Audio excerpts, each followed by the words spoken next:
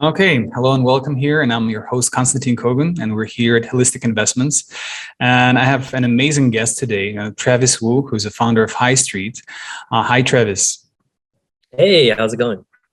It's going well, and we're going to talk about today about the metaverse, about the new concept of how do you improve the shopping experience in the virtual world, so to speak. And I would say full disclosure that we're investors in Highstreet, so I should say I'm a little bit biased, but again, as you know, my show, like when I try to do no BS like conversation, so it's going to be very genuine conversation about the value proposition of Highstreet and the history of Travis as a founder, and we'll try to dig in deeper into the project. But before that, traditionally we're talking about crypto assets. Therefore, I should throw a legal disclaimer that this content is for informational purposes only. So you should not construe any such information as or any other material as legal, tax, investment, financial, or any other advice. So now we can talk about almost anything, right? Yeah, I am not a financial advisor, and anything I say is purely for entertainment purposes. And exactly. There we go. And then there is like disclaimers here, like with NFT faces. Anyway, Travis, so let's start over with basics. So you've been in this space for some time. I mean, you have an interesting journey. I don't want to even traditionally, I talk a lot about the accolades of the guests, but I will give you this privilege. Tell us a little bit, how did you get into crypto and why did you decide to start Highstreet? Yeah, so starting Highstreet and crypto isn't exactly one and the same. I mean, I've really been in a space for a long time. My background in training is computer science. It's actually biomedical computing to be exact. So a lot of people, get a little bit confused on why I'm in this field. All my friends are doctors and kind of like the black sheep of the group. Kind of went into software first, and then I think one of the first things that really got me excited about emerging tech is virtual reality. I was in the Bay Area and was super lucky to get to try one of the earliest kind of rendition of Oculus. And the demo was super simple. It was just kind of like persistence on a screen. And, you turn your head and come back with this headset and the thing is still there. That object permanence is something that I think is a game changer for what the future is going to be. And of course, a lot of us are massive fans of Ready Player One and Sword Art Online. Our entire team is filled with gamers with kind of hopes and dreams of being able to live in these alternate worlds. And so I've actually founded a virtual reality company for the past 6 years, and we do a lot of mixed reality stuff using computer vision as our primary I would say tactics or our primary core technology. We use cameras on your headsets or cameras that are stationary to kind of I would say maybe analyze or deduce what's around the user and then reconstruct a scene around them. And with that, you can create these kind of elevated mixed reality retail experiences for storefronts, for pop-up shops and stuff like that, where there's a physical space. And then when you put on a headset, the walls are there, the chairs, furnitures are all there. You can feel it, you can touch it, but it's in a completely different space. And that creates a little bit of I would say, ultra immersion where all 5 senses are stimulated rather than just audio and visual in traditional VR. So of course, throughout the journey, we met a lot of brands and a lot of kind of, I would say, big household names. You can think of like Victoria's Secrets or L'Oreal or all these guys. And with the pandemic, of course, massive amount of retail businesses started getting shut down or shoved to the side with government regulations, and people are losing a lot of money. And this is when I think a lot of the brands are finally looking at new channels to explore as they kind of try to figure out how they can reach more audiences and people who are traditionally not their buyers. Gamers, for example, are now becoming kind of scoped out as the next target audience for these massive kind of brands. And when we look at Louis Vuitton with their kind of NFT games, or if you look at Balenciaga with their entire fashion show last year being in a game itself or as a game itself. And then you look at Gucci partnering with NFT avatars and stuff like that. it really became this super hot topic that, wow, I think mainstream brands and retail is about to go on chain. So for us, at Highstreet, we, obviously have a lot of experience with gaming, with virtual reality. A lot of our members are in the retail space originally. Some are in the traditional collectible space. And we kind of came together and thought, okay, wow, maybe we can take our experiences and put that together, and build something that's perfectly suited for these retail brands entering the world, but also in a way create a sustainable kind of play to earn game for players in the crypto space, and potentially introduce, I would say, non-crypto people into the crypto space itself. So I guess your next question is going to probably be, what is Highstreet? Yeah, let's. You brought a lot to this, like the topics here. So let's like slowly, step by step, decipher all of this. Like for someone who is not like familiar with the metaverse concept, and you definitely mentioned that you have the team. It's not only you. We have a big team that people of who are like augmented reality, virtual reality, decentralized finance, arts and collectibles, and like physical goods, and we're building marketplaces. So you have a very versatile game, gamified model, and the people who can implement it.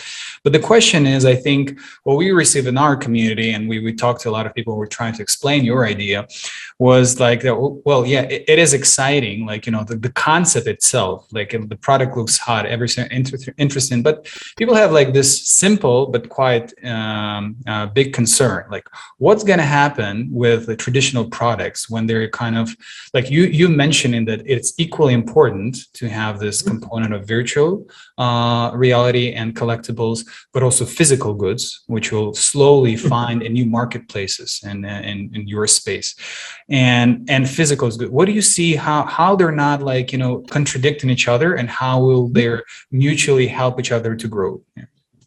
Yeah, this is actually, a really good kind of like segue into NFTs and digital collectibles versus traditional collectibles. I think in the future, as we spend more and more time in the digital realm, in digital world, the assets you buy and the products that you collect in these digital games or digital worlds or metaverses is going to be equally as important as buying something in real life. So if you look at souvenirs, or if you look at specific products like a mug or a sweater or streetwear and stuff like that that people collect these days, it's going to be the exact same in the digital world. Because I think the only difference between I'm quoting kind of Sort of Online a little bit here, but the only difference between the real and virtual world is really just the amount of data that is passed through, right? Our visual senses and auditory senses in real life, we're perceiving objects and things like that, is the same way we're perceiving objects in the virtual world. So if we can pass enough data, sensory data, like the sense of smell and touch with haptic feedbacks and stuff like that, really living in the virtual world should be indistinguishable from living in the real world. So why wouldn't digital products matter the exact same way as physical products? How would you pass the touching sense? I understand a lot of others are smelling, that's probably also my question would be. Yeah, no, for sure. And we've been doing this for a while, right? And we're always at that forefront of trying to merge the real and virtual worlds together, try to figure out how to augment your sensory surroundings. Professor David Eagleman has a word called Umfeld that kind of talks about what the human sensory is. And in virtual reality, kind of, we steal your sense of sight, first of all, with a panel, with an OLED or an LCD panel. Then we kind of steal your sense of auditory perception using bone condensing or some kind of headphones. Then you start thinking, okay, what's next, right? So touch, there's a bunch of people working on haptic gloves, right? Capto and all these guys, where you reach out and there's these kind of restrictive bands, kind of like flexible wires that restricts upon, reacting to the game object in a game engine. So for example, if there's a collider there, as soon as you touch it, kind of like a little bit of strength will pull you back. And vibration so also, touching something there. Yeah, vibration is tiny little vibration, like your MacBook's kind of trackpad and stuff like that already does a really good job simulating kind of pressing a button. So you're taking this to the next level with kind of like sensory gloves. Then obviously there's the haptic feedback suits. So I'm a big fan of the haptics, where you put on the vest, and every time you're shot in a game, you can feel the bullet actually go in from the front and out from the back. Like that's like a super wild kind of experience, and that really helps you improve your gameplay, but at the same time, it makes things all that real.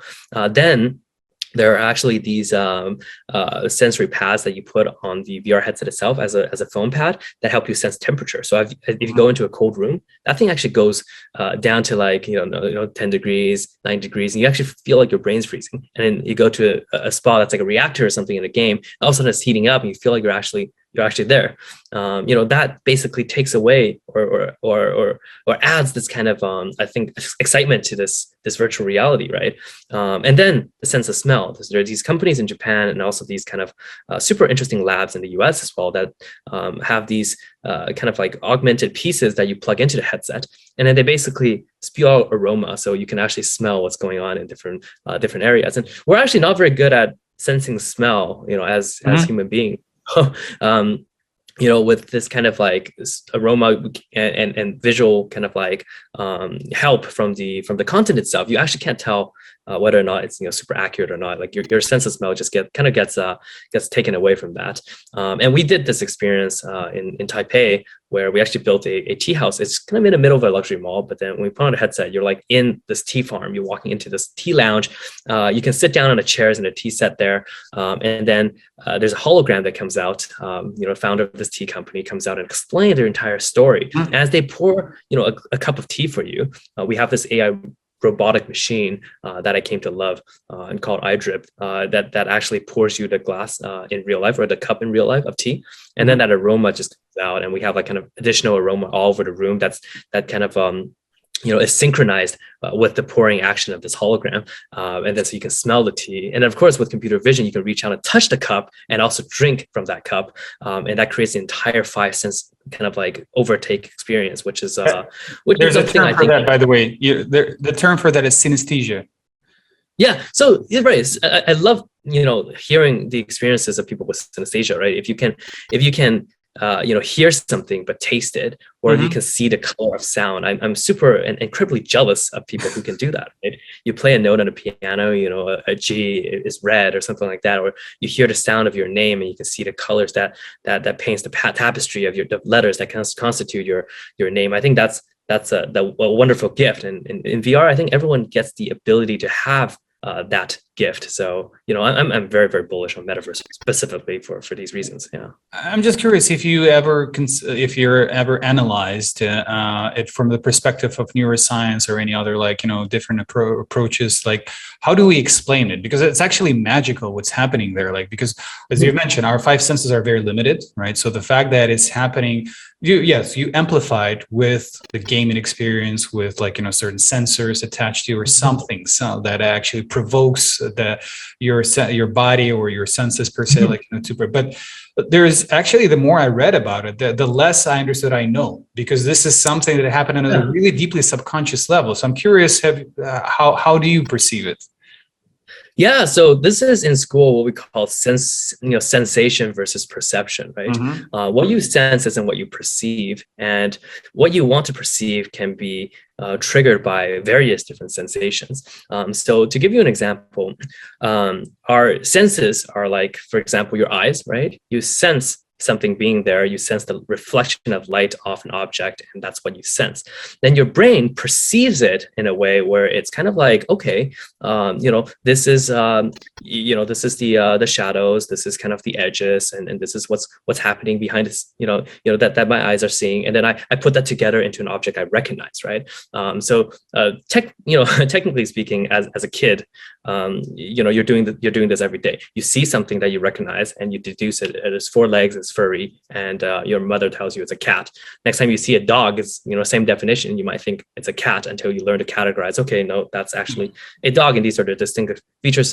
And we do that in machine learning as well, right? We have multi-layer kind of neural networks, and each layer kind of deduce things from like the rough shape all the way to the detailed texture at the very end of the neural network, and that kind of like, I would say, creates what your brain, what you sense, what you perceive, and from that perspective, I think when we take things slightly further into the digital world, of artificial intelligence or cybernetics, things get a little bit wacky. So, for example, for someone who loses the sense of sight, there are these studies, and it's incredible, that reroutes your senses to your tongue. So your tongue actually has a chemical receptor. They put a kind of light detector on your tongue, the tip of your tongue. So these people who can't see, opening their mouth and using that sensory receptor to actually detect all the things around them. So for example, that sensory receptor is doing the same thing your eyes would do, kind of taking in the shadows or the lights reflecting off objects. And then that is then wired to your brain. We call it, the plasticity of the brain, right? The brain can be malleable. They can take in any sensory information and then put it back together to create perception. So essentially, these people are rerouting their sensory of sight to their tongue. And based on that, they're actually perceiving the world as we would. So they're not going to crash when they're walking down the stairs. They can avoid obstacles. Obviously, they don't have the kind of resolution we have to be able to see, even the colors and things like that for now. But as kind of we start playing around with kind of crossing the boundaries and barriers of our different senses, everything is actually the same to the brain. So in virtual reality, it's the same thing. We're stealing away all your senses. And we're just kind of giving you a little hint here and there so that your brain can put the pieces back together and then assume that they're somewhere. Now, of course, you hear about motion sickness and all that kind of stuff in VR. And that's because we're not quite there yet. We trick the brain enough to kind of like confuse it, but we can't fully convince it that it's actually there. So therefore, that mismatch oftentimes gives us a little bit of motion sickness, and that's something that I think the industry is working really hard to solve right now. So eventually, when all this is super perfectly done, then all that becomes history, and you can actually truly believe that you live in a world, right? So that's kind of one approach. There is another approach though, which is something that I've been incredibly interested in, which is the idea of what the Japanese anime fans would call the full dive technology, but truthfully, in a scientific sense, when you dream, we have something called rapid eye movement, REM sleep. And as you're kind of experiencing REM sleep, you're dreaming. But when you're in a dream, you can't tell that you're dreaming, right? You move in your dream, you touch things in your dream, you do all sorts of things as you would in real life. But your body's not moving. So what if we can route that to virtual reality? What if I can put something on you and then induce a sleep state in which the virtual reality, virtual experience is as immersive as if you were dreaming?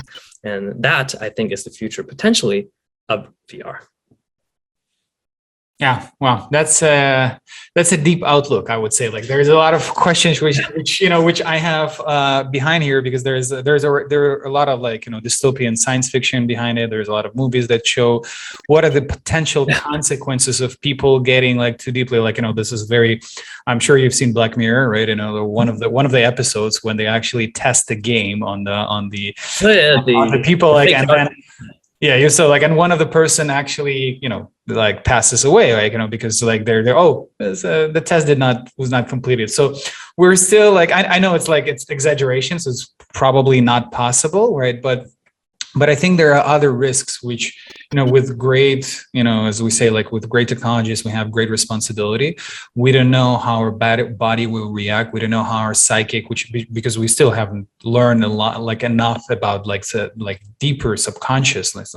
Even the sleep you mentioned, there's so many studies there. We still cannot explain where are we actually and what is actually happening, right? So, and even it's so funny, you see right now, I have blinds right now, and natural light, right? You see, and there's it's given a very practical shadow experience, which we never kind of predicted there will be during the interview. But so whoever's listening to it, you should see the YouTube part of it, which is funny. Half of my face is haven't reflected, in the window of blinds. But you got a natural spotlight on you. This is fantastic. Yes.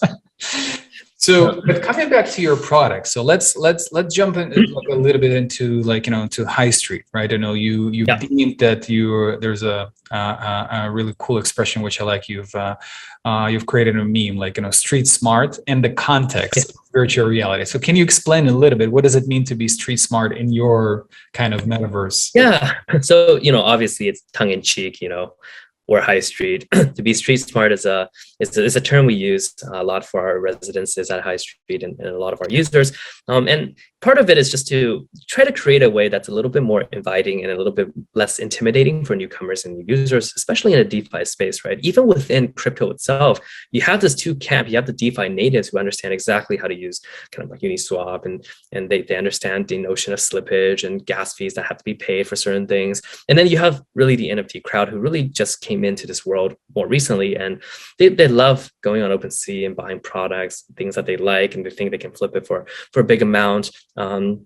And sometimes like it's not the case, and people get burned and very easily start blaming the creators of these projects or the world, and it's a lot of kind of negativity, right? So for us, it's really about how do we kind of help explain a lot of the complicated concepts of DeFi that we use in our marketplaces, for example, to users so that they kind of understand it, or if they don't want to go and understand it, they at least know how it works. So StreetSmart really explains the bonding curve concept for us. We created this duck that I'm sure some of you have been seeing or buying, running around, and it's called the FOMO duck. And FOMO duck is a character that really is in the game, that kind of helps guide you into this new world that we crafted. And in a way, FOMO Duck is a super smart commerce duck in a way. And he invented this thing called the StreetSmart bonding curve. So for DeFi natives, everybody's familiar with Unisocks, right? Came out in 2019. A pair of socks starts at $12, for example. And I think with every purchase, it goes up a little bit up this quadratic function. So let's say, you buy it at 12, the next person comes in and buying at 14, the next person at 17, and it kind of keeps going up this quadratic curve. And now it's about 100,000 per pair of socks. So we take that same concept, we started building a marketplace for limited edition products with a few changes. And that entire mechanism itself is basically called Street Smart, being Street Smart. So for users, being Street Smart means when you buy on High Street, you have guaranteed liquidity. All the deposits get stored in a smart contract. So at any given time, when this curve is live, you can sell. So you can buy it at, let's say, $10, and then the price goes to 200. If you want to sell it, then you sell it. If you buy it at 200 and the price starts slipping and you're scared it's going to keep slipping, you can sell it at 150, 120. And the notion is we don't have to go out and find a buyer for the product. We can actually go ahead and simply just have you sell it back to the marketplace. And this automated market maker concept came from DeFi, and StreetSmart kind of explains that in a very inviting and simple way from our mascot. And then, of course, on the merchant side, being StreetSmart means following into the secondary market. A lot of sellers and stuff like that, let's say you're selling 200 pairs of shoes for $200 each, you're capped at 40,000 in your revenue. But with StreetSmart, because we kind of blend together the primary and secondary market going up this curve, you can actually follow this price all the way to the end. So I think like this is something that's a little bit more exciting for especially influencer-led brands. If you have a lot of followers, you can start enticing them to buy your merchandise on High Street. And in that way, the market kind of dictates what your price is, right? If it's undervalued, then people keep buying. If it's overvalued, people start selling potentially. And then you can actually create this automated price discovery mechanism, which is also street smart. So this is just a notion of explaining a slightly complicated mathematical formula to users who just kind of want to participate. Got it. Yeah, I think it's it's good in terms of like the meme and the functionality, how it works. And I think it attracts a lot of attention. So let's define maybe for someone who's just starting. You mentioned there are like different audiences who are participating in your ecosystem, which actually I highly appreciate your transparency, because it is true that those people sometimes they don't converge. Like depending, like you can be a gamer and you're just exploring crypto. You can be a crypto native and you're not a gamer. You can be like a DeFi geek, like who's like talking about like yield farming, or a speculator who just trading and not necessarily care about NFTs, right? And then you can be a creator and you can care only about NFTs. So there's a huge segmentation, right? And it's really hard to educate people. So that is why I want to ask you like a very like sounds like a simple question, but not simple. So we're going to talk about like I want your definition. So I'll give you a preparation a little bit.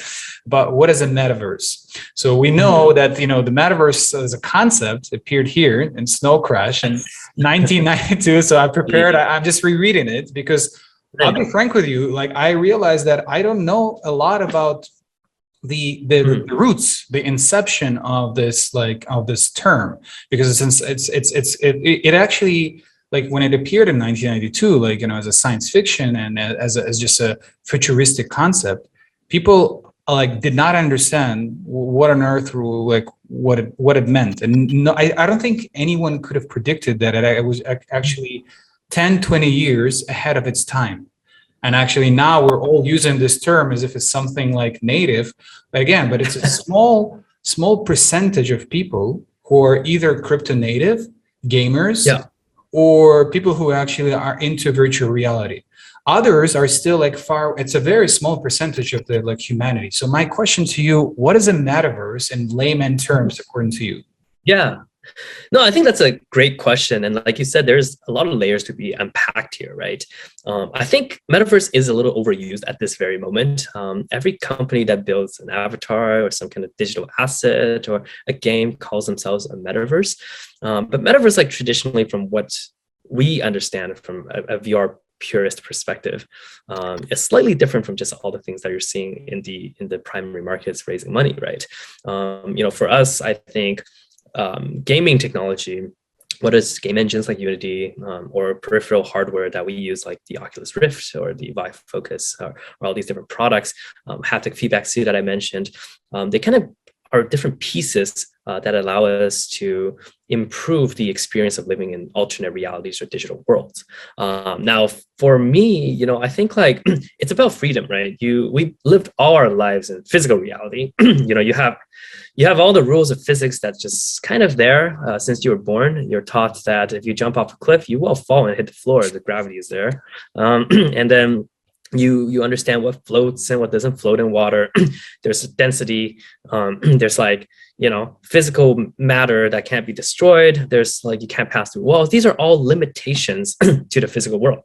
So with the rise of like game engines and I would say like all these different peripherals, I think what changes is that we're right now at the tips of our like so at our fingers, basically the same fingers we use to write code is the ability that current technology gave us to create a brand new world with a completely different set of rules. And whether you want to be able to fly, or you want to be able to transform into a monster, or you want to kind of create this wacky game where physics is reversed, where when you jump off a building, you fly up to space. Like it's all up to you, and it's just a simple tweak of the scripts in which dictates your world can create a wild and infinite human experience that is not possible in physical reality.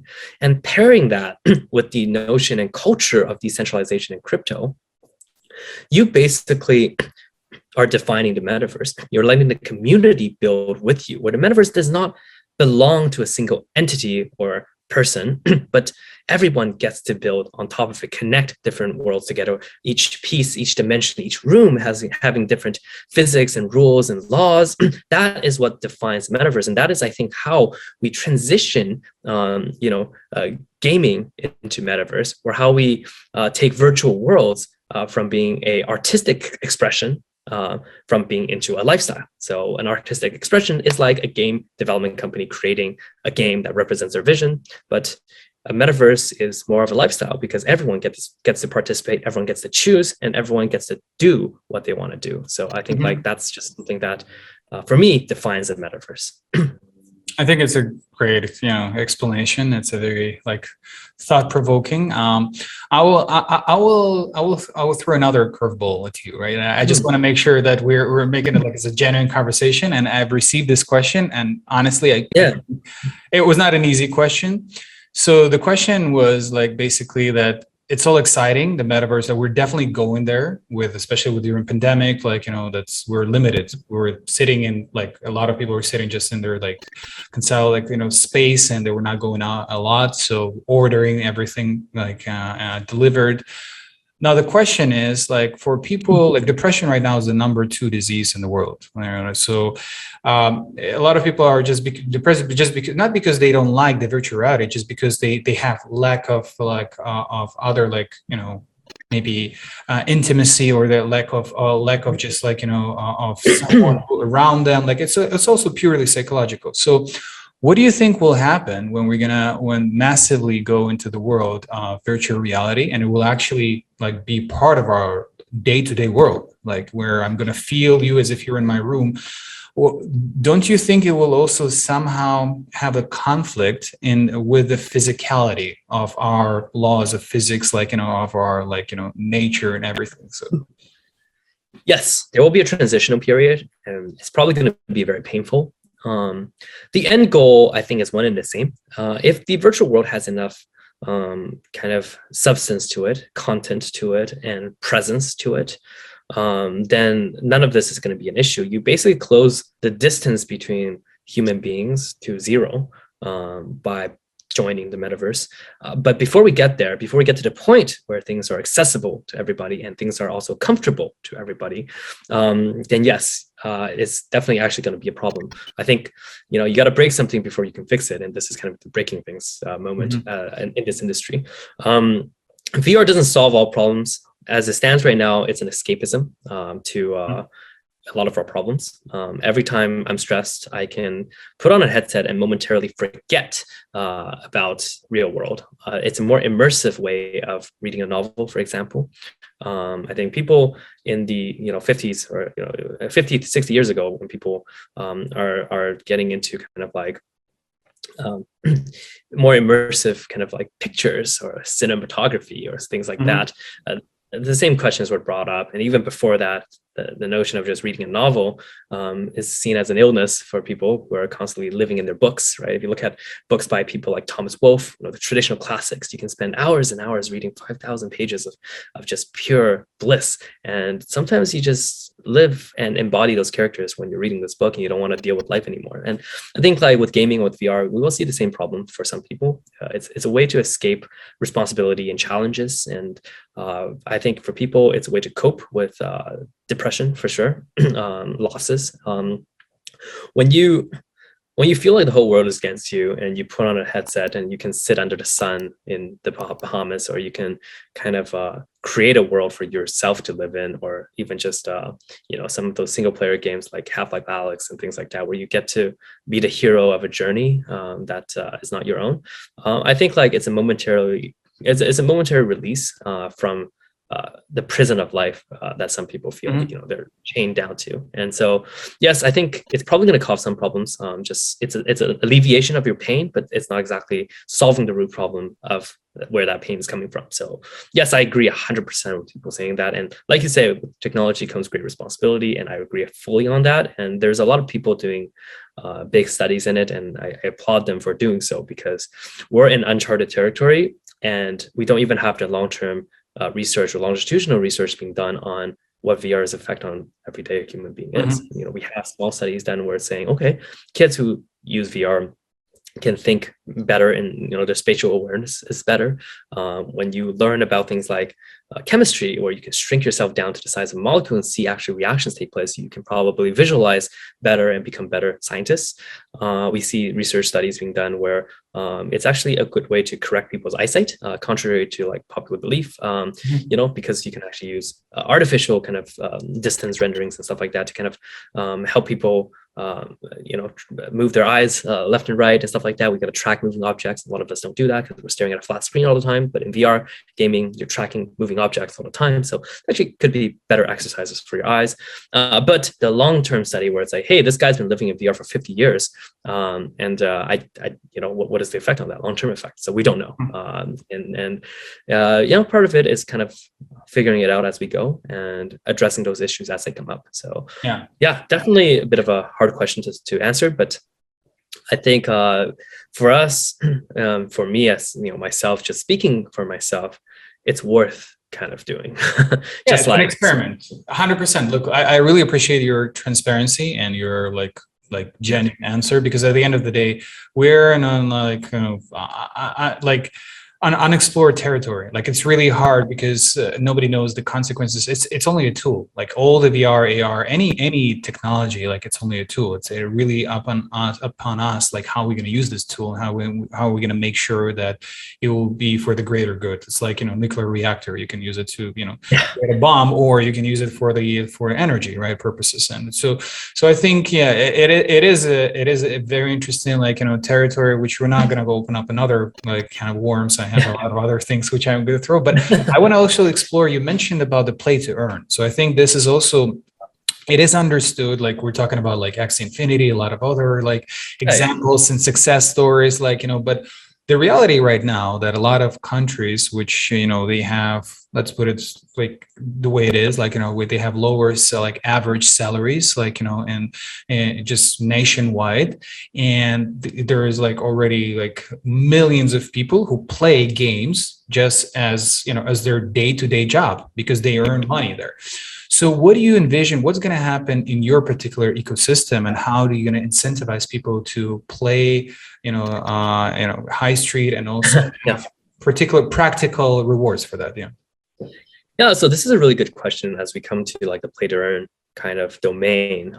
I think gaming is shifting all the time from the original days where you're buying kind of small little discs, or a copy of Nintendo's new kind of Mario game, or Sega, Sonic 2 came out. You're going to the store, you're so happy signing up, buying, one of your cartridges, and then going home and plugging it in and playing it over and over again, and just to explore all the different secrets in those worlds. Like that's the original joy of gaming, and then started evolving a little bit. And for good or for worse, I mean, for the capitalistic world, I think it's great because obviously they make more money. They go into software being downloaded, subscription services, freemium models, and then came the kind of most recent one, which is called play to earn. And I think some games are doing a great job enticing a lot of users to go in here. Solves kind of like the cold start problem a lot of video games have. So how do you market your game? A lot of the industry's kind of best creative thinkers don't get funding because VCs tend to ask, hey, how are you going to guarantee out of all the games that they're going to play yours, right? But with play to earn, and it's all of a sudden like, yeah, people are paid to play my game. What is the reason not to play your game? Becomes this thing. But then that leads to this kind of competition of yield, and then sometimes yield will run out for the most part, and it's not quite sustainable. So there are some issues that are still being addressed. At Highstreet, we kind of take a look at this problem specifically and try to address it in terms of value creation. So users come to our world. It's an MMORPG game. It's open world. You hunt monsters, you will earn tokens. You finish quests, you will earn tokens. And we do have a 2-token system that kind of delineates kind of high token, which is the governance token, that symbolizes or represents the value of this project, and also the in-game currency, which we're calling street credit or street token. And as you're kind of playing this game, you're earning street, and then you can use that to convert to high and buy and sell on different exchanges and stuff like that. But one of the biggest selling point here for us is you're playing the game. Let's say you spend 2-3 hours in here, you're making about, let's say, just $200 USD worth of tokens.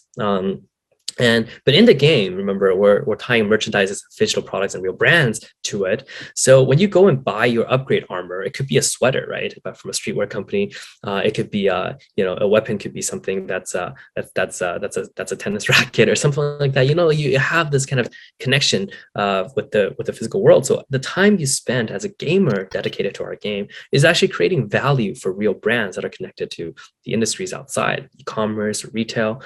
So that actually creates a little bit more sustainable flow where the brands are benefiting from the play to earn the same way that the players are. And you actually just created an offshoot to e-commerce, right? Instead of going to a website, so instead of going to work and then making money, going to a website on Web2, on e-commerce site or something like that, scrolling, clicking, buying, you're coming to work in the game and taking the role of an archer or bowman or brawler or whatever class or whatever job you choose in Highstreet as an MMO. You're clearing monsters, defending Highstreet. You're doing your part, spending the time, getting rewarded in tokens, and you can purchase products that benefit both the game and yourself in real life. And that creates a cycle where, technically speaking, your yield is being paid for by the brands. and your spending is also rewarding the brand. So that's a slightly more sustainable ecosystem, I would say, than just traditional pure digital asset based yield to yield. So here's another follow-up question on this, because I talked to it with my friend who's an investment banker. He's like a smart, incredibly smart person, but he's like I've tried to explain him the same way as you did, just like he's like still doesn't make sense. So who's creating the value from what? Where's the reserve money? Why? How can you pay out millions of dollars worth to people who play? So maybe let's try to also put it in more layman terms. How do you create this yield?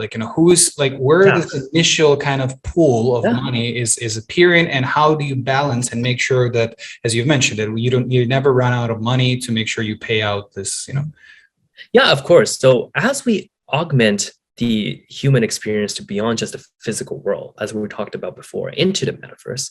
And I'm going to restrict it to just say our small little subset of a game, right? Of course, our game will be part of the metaverse that connects with everyone else. But let's just say us, right?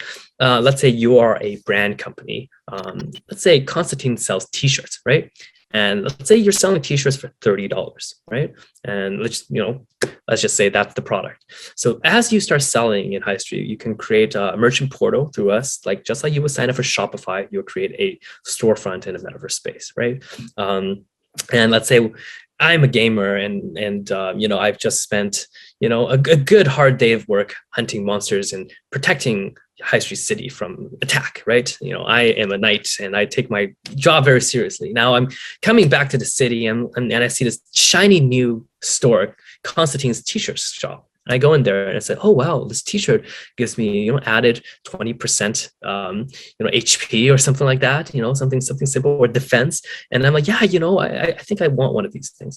So that $30 t-shirt in the game now, all of a sudden is represented by a token, an NFT token, right? A non-fungible token. The way we use it is slightly different from traditional NFTs. They're actually a little bit fungible, but we can go more into details in that later. For layman's term, it's a token that represents it. When you purchase, you have two choices. You can buy, one fraction or two fractions. The first fraction that you purchase is super cheap. That $30 t-shirt now is only $3, right? And then when you buy that $3 fraction, you actually get to wear on your avatar that t-shirt that you're selling. And it looks great on me, and that's it. That's all I got to do. I can go out there and I can fight monsters with it, and that's fun. But then some of us love our game characters, right? Most gamers will tell you the same thing. And then sometimes in real life, you might feel a little bit defeated or a little bit sad, and things are not going your way. You want to, you're like, okay, you know what? I want to feel the strength that my character in game feels. So you can go and buy the second fraction for the remaining $27, making that whole, right? $30 t-shirt. When you do so, our game actually automatically places an order for you to the Constantin e-commerce website or Shopify, whatever you have set up. And you will receive an order to ship that product now to the buyer. So then now this person not only gets to wear this shirt in game, but also gets to wear it in real life. Physical. And again, physical in life. And so they're buying real products from real brands, and real goods is being produced. And that revenue then, of course, goes to you. I take a cut, but that revenue goes to you. Of course. Right. And then just like any platform, right? And you get to then pay out your factory workers or whoever it is that are making your shirt. And that's kind of how this thing goes around, right? So you become almost like a marketing machine, like an aggregator of different value, that is converging these two worlds, like the physical and the virtual. But the question would be also, I think what we've been asked, how do you repay me? Let's say I'm a merchandiser, right? And I have the t-shirt, I have a physical shop that is doing business in US dollars, right? And somewhere in New York, we have a shop. Yeah. Right? So I received the order, right? But then you, on your side, then have to somehow convert crypto into dollars. So how that process, maybe explain it a little bit for people who are excited, maybe on a business side, to work and partner with you. They would love to understand that. Yes. So yeah, there's a lot of different great services in crypto, Simplex or Transact, that does a lot of on-ramp and off-ramp services for companies, right? And so for us, we're doing the same. We're going to use some of these partners. And when you pay us in crypto, what we will do is convert into fiat and pay out a lot of the bigger brands until we can slowly convince them into just taking crypto. And I think as you're dealing with emerging tech, we've been in VR for a long time. We've been in crypto for a long time. We know what progress looks like. It's slow, it's painful, but it's happening. So with VR headsets, you got cardboard and everyone's hating on it. And then you got like the big bulky ones with the cords attached to it. And then you got the Oculus Quest, and things are just progressing forward and more adoption is happening. And it's just bit by bit, stores and brands are adopting to it. Crypto as well, right? When it starts, there's no exchanges. I'm just, buying Bitcoin, and then you're giving 1 Bitcoin for 10,000 Ethereum. And then you're like holding Ethereum, not knowing what to do with it. Then ICOs happen, and more people got in. Big companies start thinking, I should ICO my own company. And then came like the decentralization, the DEXs and stuff like that. And so progress is happening. So I think like longitudinally speaking, eventually we don't even have to do this on-ramp, off-ramp stuff. The brands themselves will just say, pay me in stablecoin, or hey, pay me in. Well, that time will come. But for now, what you do, you basically take this responsibility and you take this hustle on yourself, and you if I would be an owner of this like t-shirt store in this particular example, right? So if whenever somebody buys in Highstreet, the $30 worth of my merchandise, you're gonna send me US dollars back, and I ship the order. Right. So just to make sure in a simplified level, people understand how freaking amazing this is. That Highstreet is not only simplifying your life, and it's like an additional marketing engine, a rocket, whatever you want to, whatever analogy you want to use. And that is beautiful. It's a completely new way and new audience that you're tapping into. Millions of users, like right now it's probably billions already of gamers right, who are loving it. And listen, just for the sake of analogy, if somebody was not into this industry before, 70% of all the revenue in Apple Store, in App Store, they're coming from gaming products. And we're talking about traditional gaming apps. So this tendency, this trend, is obviously going into deeper, augmented reality, virtual reality. So whatever, Travis is telling right now, this is also ahead of its time. But people who are gonna win this place under the sun today are potential unicorns in the future. I just want to also make this point to make it clear that this trajectory, it's inevitable. It's just a question who will take this place. Absolutely. I think this is something that's really interesting too, right? Because you're opening up not just a new channel of distribution for these brands, but you're also opening up a demographic that no one knows, right? So, a quick example is like L'Oreal. They have 20-something brands under them. But if I ask you to name, 2, would you be able to do it? No, I'm sorry. I'm not a customer. So the thing is, there's a very, very narrow group of customers that are buying their products. And for a brand, it's about growth. For any company, it's about growth. And gaming is basically this thing that will create an opportunity for these companies to now reach a wider audience and create that brand recognition and create a sort of relationship with a brand new type of customers. Mm-hmm. So instead, you might be coming in here and a perfume bottle might actually be a potion in the game, right? And as you start using that potion more and more often, maybe you'll buy that gift for your girlfriend or something, and that creates another source of buy pressure, I would say. Basically, what you create a new product line specifically geared to this particular audience, right? And that is the beauty. You iterate, you cannot, instead of artificially creating and then spending millions of dollars for focus groups or whatever the markets you're trying. Right. Yeah, you're coming from a completely different perspective. You first test it in game, you see that there is a demand, and then you kind of create it in the physical world and expand it. Yeah. And one of the things is there's no additional expense. If you take an existing product, a t-shirt you're selling, and you're not selling it in game as an armor, there's no additional expense. That $3 portion is pure profit. you can print that however many times you want. And even if people are not redeeming at the one-to-one ratio, let's say for every 10, there's only one person who's buying the second half to actually get the physical product. It's not like you lose anything, right? You're actually just making pure profit on every $3 purchases. And at the same time, you get the same exposure because real life people are having real life eyeballs on your t-shirt in game as well. And, that opens up for so many possibilities for traditional brands to enter. You see Sandbox and all these guys putting plots of lands with big logos on it. I'm saying let's take this one step further. And let's say you got people running around wearing real brands clothing and seeing kind of like even buying. So in our game, there's HP and there's MP, but then you replenish HP by eating food. And that food can also be a brand. You drink, that can also be a brand. And this kind of creates this crossover where we're taking the real world and smashing it together with the virtual one, and creating a way for everybody to earn a little more by just creating a new industry. Yeah, and I think it's incredible what you're creating. It's a completely new marketplace, and the sky's the limit here. The question is, I think the other question which we have to address is so what is your roadmap, right? So I'm sure you have a lot of other features which you're going to develop across. You're going to ship it in the Q1. So maybe let's talk a lot about we're talking about now what you have, which is already incredible. But let's talk about the future, like what's going to happen in 2022, for example. Yeah. So I mean, for us, there's a pretty definitive timeline that our team's adhering to.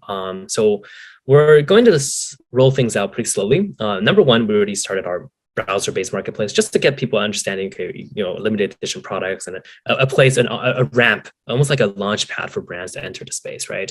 A lot of brands are interested in doing maybe a limited edition drop first to get into the metaverse and see what that's like, and then they follow up with what I just talked about with that in-game store. So we opened that first. It's up on the site, and people who are voucher holders can buy just because our tokens don't go live until later this week, but I think we already got a lot of people buying into the idea and understanding what StreetSmart is and kind of participating. So that's really good. So the smart contract is up there. And then come Halloween, we're actually going to release kind of the first public alpha for our community members. And we've got a bunch of signups. So we're going to choose from there first. And probably just be 100 people, maybe slightly more, that are invited in and then help us test. They can play to earn, of course, right away. And they can participate in this metaverse style MMORPG game, buy products directly within it. We're actually doing a lot of tech breakthroughs in this regard, right? We're connecting game engines with kind of on-chain stuff. How do we make sure that nothing goes wrong there? It's the same smart contract that's powering browser and powering our game, which is on Unity. And this is actually a lot more challenging than just a browser flash game kind of thing. So we're taking the time to really test that. A month later in November, or end of November, sorry, we will expand a little bit more. We'll expand to kind of like general PC users can come in here. And this is where we test gameplay as well, right? PC crossplay with virtual reality. Obviously, when you're immersed in VR, there's some advantages, grabbing things, touching things, climbing, but there's also disadvantages when someone's pressing a button to fire an arrow and you're like pulling and shooting. There's a bit of a disadvantage there. So we're going to balance that out. So at the end of November, is all about this testing. And then we'll constantly do drops with different brands that we have kind of partnered, and we'll do announcements later on. And then this is also when we have our street token going online. It's also when we do a game-wide challenge, most monster kill, we might give away a punk or something like that to just get people to really stress test our servers. And this is all alpha, right? And then come Christmas, I think this is where we're starting to look at a little bit of a beta transition. So, we are partnering with Binance with their Binance NFTs. So that whole platform is going to, that whole Web3 platform is going to elevate itself into the metaverse by becoming Binance Beach, a fully explorable region within beside Highstreet City in Highstreet World. And there's you can buy, sell, you can display your NFTs, cross-chain. And then this is also when we'll have like actual quest systems within the game that guides you into progressing through different areas and regions to collect different things, build and craft different things. Party system will also come online, so you can party with your friend, share EXP and stuff like that. This is kind of the things that we're trying to do for kind of like this Christmas unveil. And then come January, like next year, 2022 is all about elevating gameplay. It's about polishing, and it's about expanding, and it's about features. So we have a partner pavilion coming in the end of January. So that's something that we're super excited about. We have a lot of investors and kind of big players in the industry that we're partnering with. So like Flamingo DAO, for example, they're getting a whole island shaped like a flamingo. It's kind of cute. And it's just Flamingo Island. It's like an open air safari kind of that doubles as a gallery. And each of those islands have real estate on it that people can purchase and buy and get kind of like priority kind of drops on. And if you have real estate on that island, for example, you share in on all the transaction fees collected on that entire island. We are commerce first metaverse, so a lot of transactions are happening all the time. So we have like Realm, Republic City on Realm Island. Obviously, those guys have been great support to us as well. So that's something that's super fun. And then various different islands will be added. So there's more things to do, which means we're going to officially add a class system or a job system. So we'll start with like Archer and Brawler, and then eventually we'll add more different class. Like if we start partnering with, let's just say a Japanese IP company that's very big on ninjas, maybe we'll just add ninja as a class. So like this is kind of how we're slowly going to start branching out these different things. Party quests will be announced. So then you and your friends can take a ship out and really do a party quest together. Party system was announced the month before. Now you can do party quests together. And then multiple clubs for these kind of like profile picture avatars will start opening up. We have our FOMO duck obviously, and we promise at 80% sold we will allow a FOMO duck club, and it's already built. So it's this zero gravity dance kind of lounge space, kind of inspired by Ready Player One, that you can come in and show your duck card and go in here. You can actually press a button to transform into your duck as well. So there's a lot of fun that we're doing with our own avatars. So we're extending that in end of January-ish to the other players like the punks or the apes and stuff like that. And I think that's going to be a lot of fun.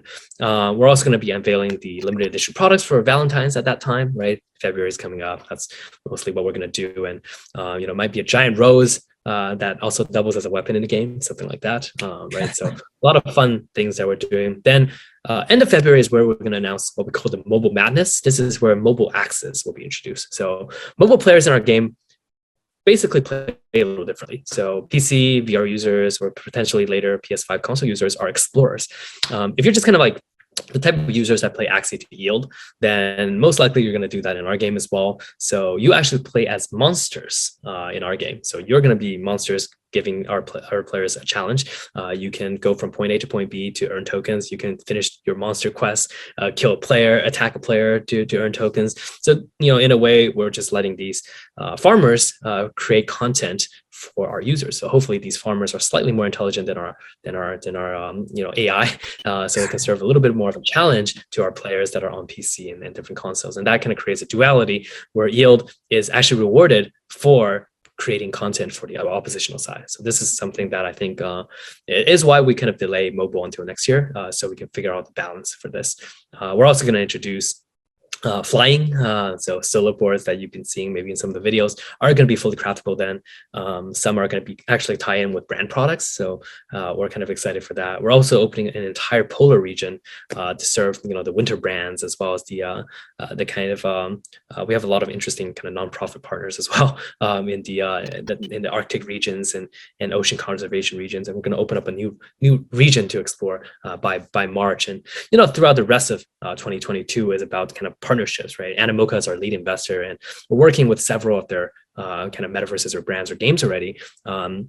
That really just create these metaverse tie-over. As I mentioned, we don't own the metaverse. We have part of the metaverse, and everybody has parts of the metaverse. So for us, if you can go to an island and cross over to a different game or buy products from that game, for example, I'm very bullish on a game called Genopets. I'm not sure if you know them, but these guys are on the ecosystem, and they basically take the Pokemon Go concept, and create this thing called Move to Earn or Walk to Earn. And if you can take objects and items from Highstreet, attach it to your Genopets, and then go outside, you can actually, even when disconnected from Highstreet World, still earn tokens by just walking your Genopets. Yeah. There's several traditional applications that already created that, and they were highly successful.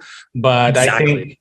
I think what you're adding here is an additional value, which is like the limitation of the traditional app like that. Okay, I walk, I have some tokens, and then what they offered me, I remember, like I was one of the early users of the app. I don't want to make a kind of advertising for the app, but like I received some PayPal vouchers and some cheap, some other. I'm like, I don't need this. Like, this is fun as an idea, but the rewards were like kind of limited. It's not fun. But if I can have like an exclusive skin in game, in the high street game, imagine I love it. I'm a gamer. I have already like status, like, I'm archbishop, whatever, like at a time, whatever the status you will have, right? And I want to stand out. And I also introduce this to the community, which can be also not only rare, but also, like accrue in value, right? Because, there's a demand and a natural demand. If you're like someone in this ecosystem, in the small world, and you already recognize, like, people look up to you. Listen, gamers, I read a report recently that people highly underestimate, well, how big gaming industry is in terms of like even competition.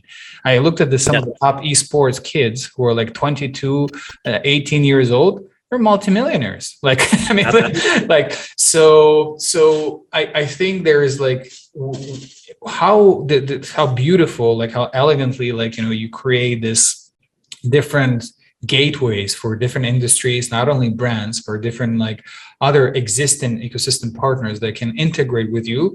I think that is exceptional. And that would actually draw like a lot of our attention, not only ours, I'm sure like millions of other people, but that was like super exciting to us. This vision, which is like, I think, again, you are ahead of your time, like, and that is your superpower in a way. And I wish that that everything that you were like right now revealing to us, I mean, listen, the Binance partnership is huge. And I think that itself is going to bring you a lot of users, hundreds of thousands, if not millions. Now, everything else that you've described, like, this analogy, I remember we had an AMA, you mentioned this, like, shopping in high street is like Alice in Wonderland, but amplified. Yeah, I think, when you're in a game, when you're immersed, it's easier for you to buy things. When you're buying in-game items, it's easier for you to make that decision rather than real life. You kind of like detach it's the same with crypto and NFTs, right? You detach dollar sign from the currency you're spending, and all of a sudden you're spending more, right? That's what happens when you go on OpenSea. So in a game, it's the same way. And in a way, if we can create more value for the brands and produce more sales, produce more numbers, produce more value in terms of generated revenue, then they can produce more content for us, and they can produce more apparels, and eventually I can probably see that brands will altogether cancel their physical versions in the far future. But because everybody's just going to live at home anyway, but very dystopian. But right now, I think just in creating better products, more hype, next season for their fashion, streetwear is going to be dominating in different ways. And I'm just super excited to see what we can do for the existing e-commerce and retail community. Yeah, and I think there will also going to be some hybrid models, which I've seen already examples of some high-end drinks when they have like, just blank, like white can. But the beauty of it, like with your phone, if you have like a certain code, like an NFT, right, and you put it like, and the meta in reality creates a picture on top of this can. And there are many other examples, like with apparel, like, with t-shirts and other like, physical objects that are like, also bringing together like, the two worlds. So I have no doubt it will expand. This industry will grow. Now, listen, I mean, and I really think that you will bring this adoption. So, but I just want to also mention to someone, to the brands who might be listening, like, like, let's say someone is excited and they have whatever the business they have, like whether it's a liquor store or an apparel or whatever the brand they have, how can they contact you guys to partner with you and participate in this ecosystem? Yeah, they can email merchant at Highstreet Market, merchant at Highstreet Market, and our drop team will be on it right away.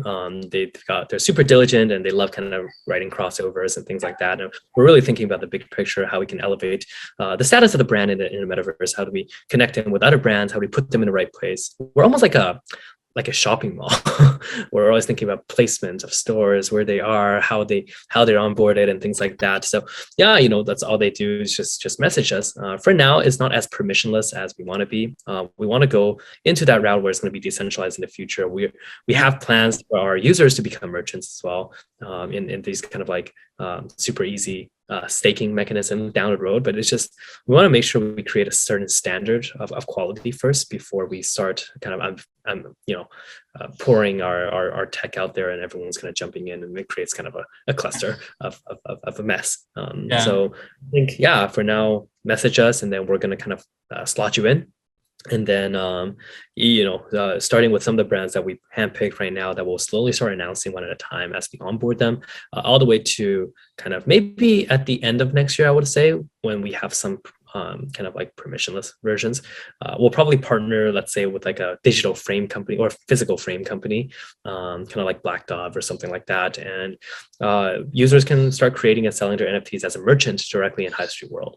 And then when you want to buy the physical version, you're actually buying it directly from the canvas provider, the physical frame providers, and that way we still adhere to our digital product kind of rule, but we allow just digital artists to create their own crafts, and that's something that we're looking forward to doing probably mid to late next year. But I think, hopefully in the future we can go permissionless if we have a way to verify that, yes, people who buy your product will be able to receive a physical product that you ship. If we can verify this, then, open to anyone really becoming that Shopify concept. So authenticity and provenance, that's enough next, concepts that you can capture. And once you do that, that's going to be insane. Because then you become like meta Amazon on steroids, So.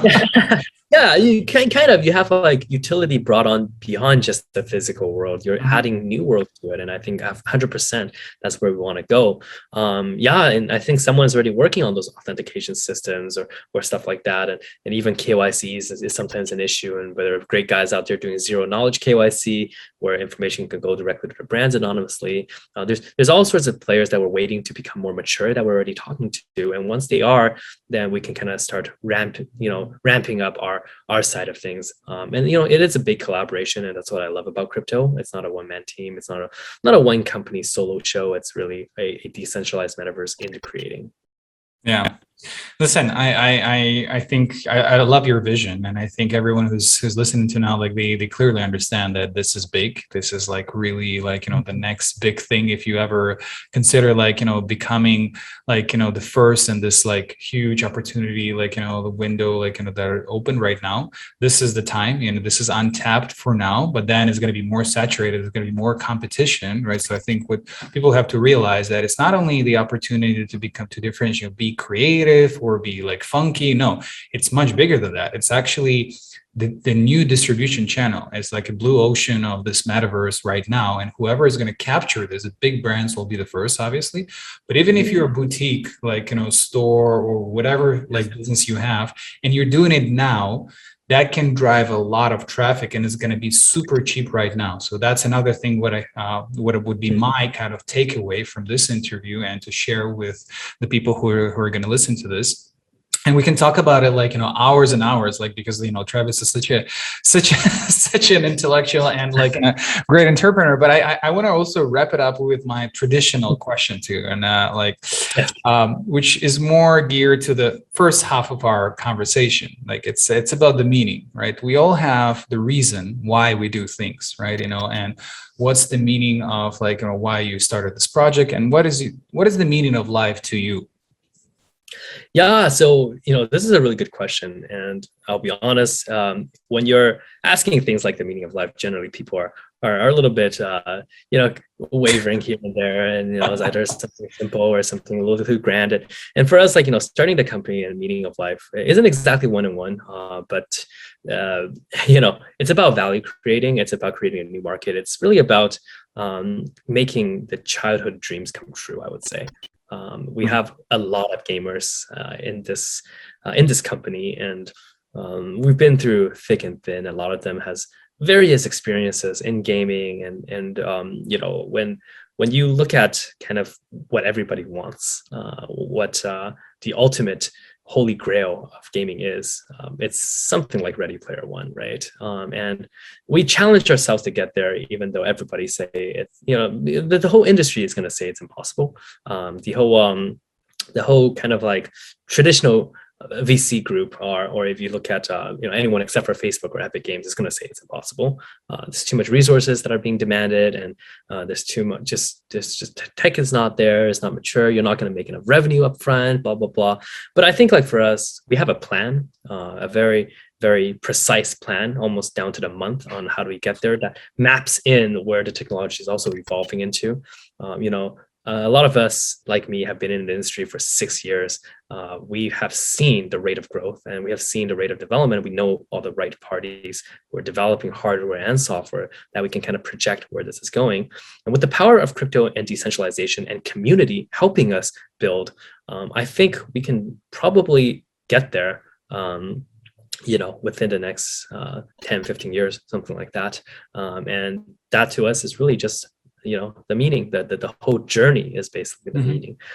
And for us to really get there, it's going to take a long time, but if we just keep grinding it one day at a time, 1 month at a time, a year at a time, then at some point it's going to happen. And every step along the way, we kind of make money, we help other people make money, we create value, we create entertainment, we create utility.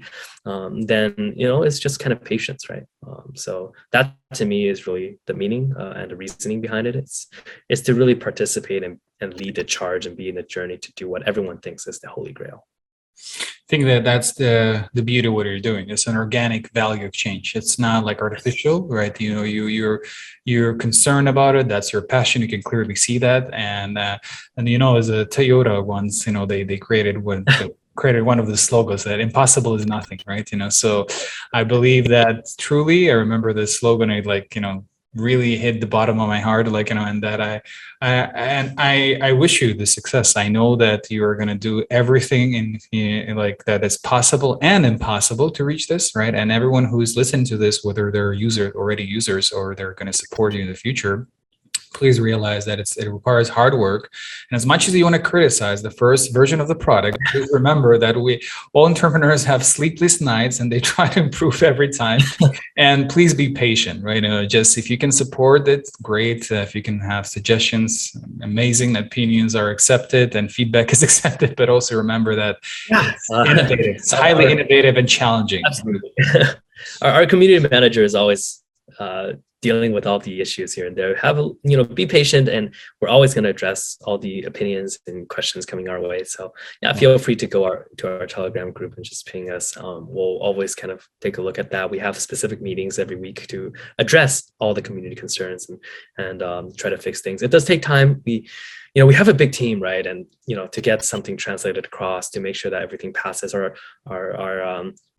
threshold is not easy.